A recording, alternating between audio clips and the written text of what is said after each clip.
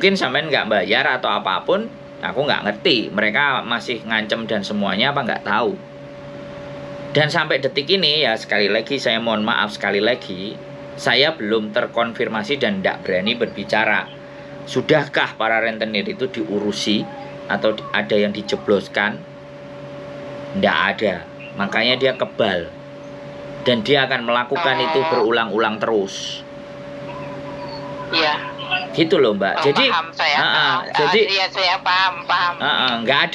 nggak ada penyelesaian selama ini orang curhat tentang rentenir.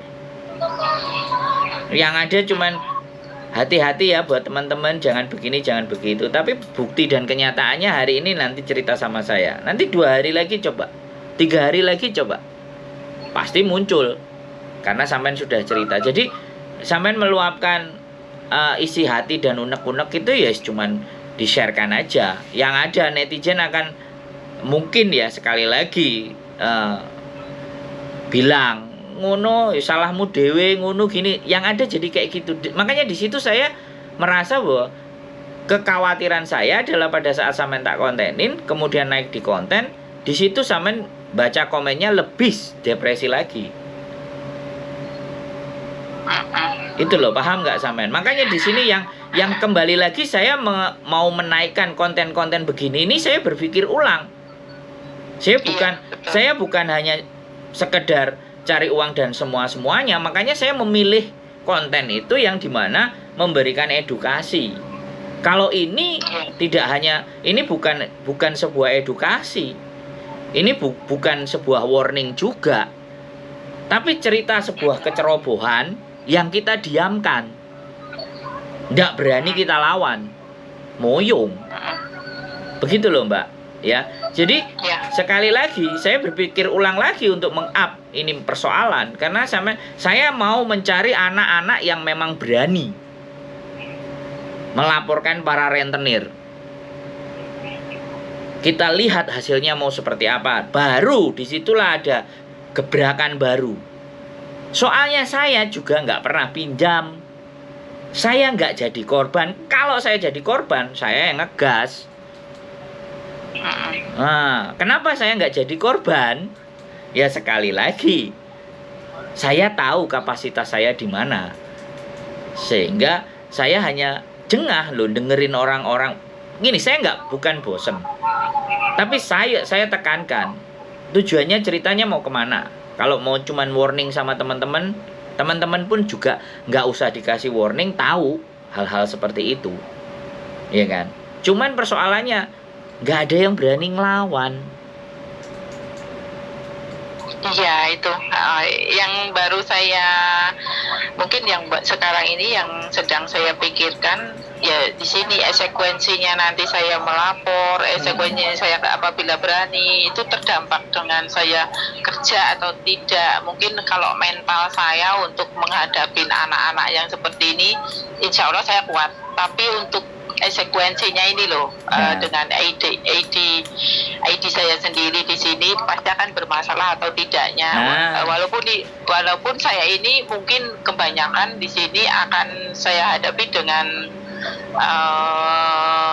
keberanian yang saya punya, keberanian yang harus saya dirikan, tegaskan, karena di sini itu posisinya mereka itu kebanyakan dari kebutuhan atau kepepet atau memang ada sesuatu yang di situ itu harus diluruskan. Mereka ingin kaya cepat atau ingin mempunyai penghasilan yang lebih dari ini. Bukan Mbak. Mereka salah atau gimana? Bukan.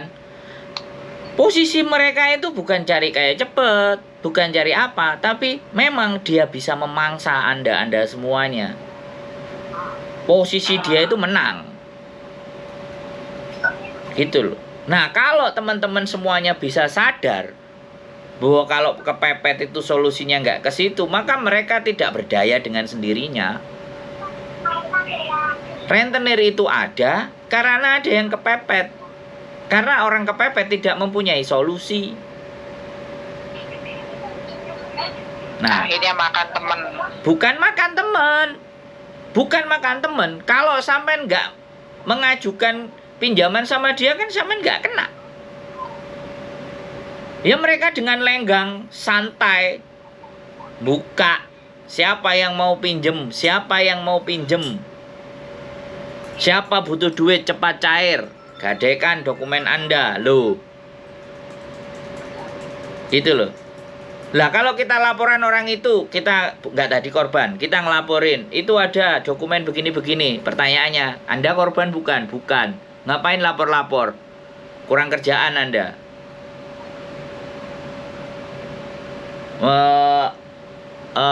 Molegoy apa?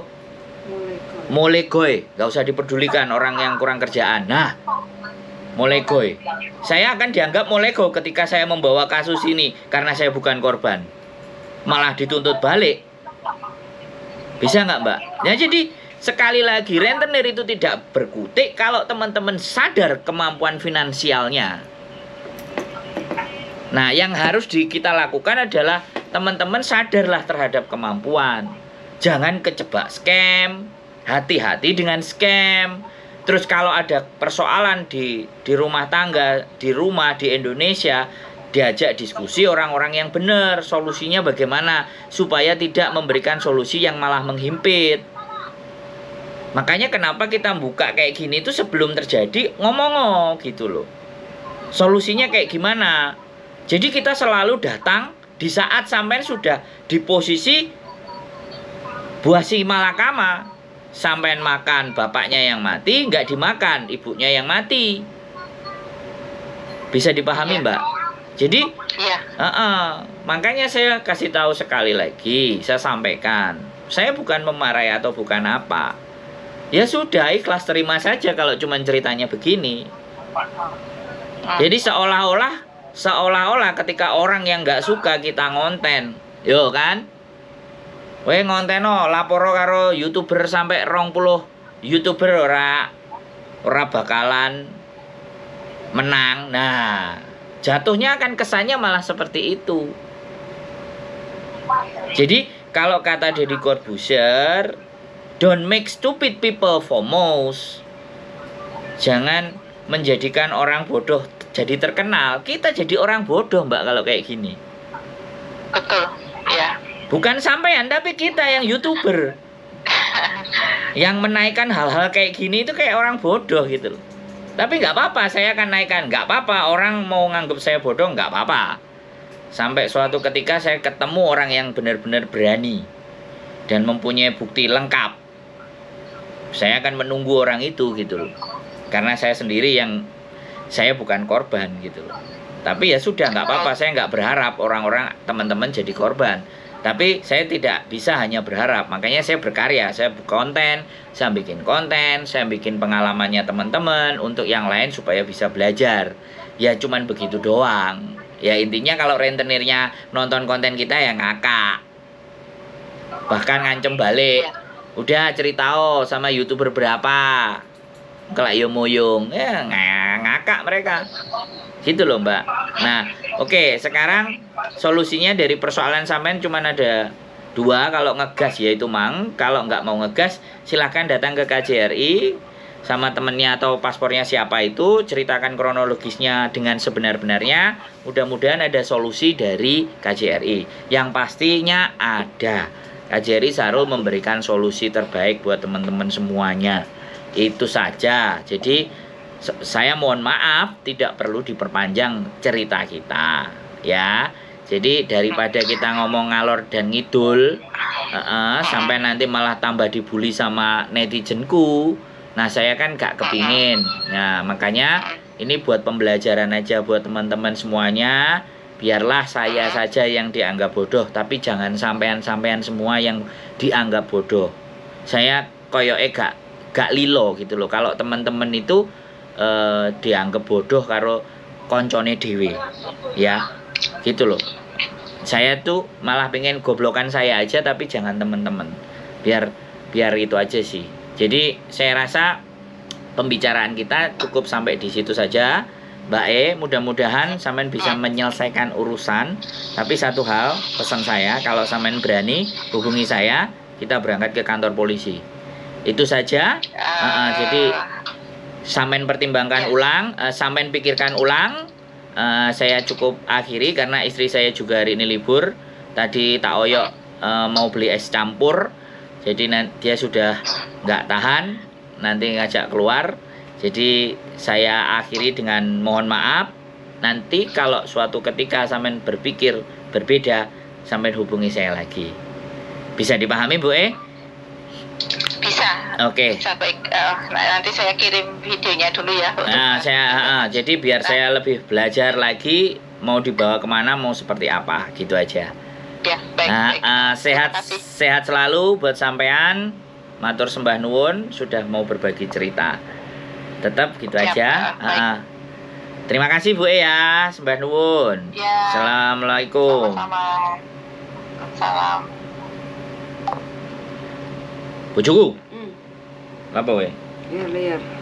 Kok iso lho. Tempe es campur. Oke, teman-teman ini mau beli es campur. Jadi terima kasih sudah nonton dan mohon maaf buat mbaknya. Sekali lagi saya pinginnya sih teman-teman berani. Tapi kalau nggak berani ya sudah nggak apa-apa, jangan dipaksa. Karena keberanian itu sekali lagi masing-masing dalam diri. Keep stay tune my YouTube channel and see you next video. Bojoku. Bye.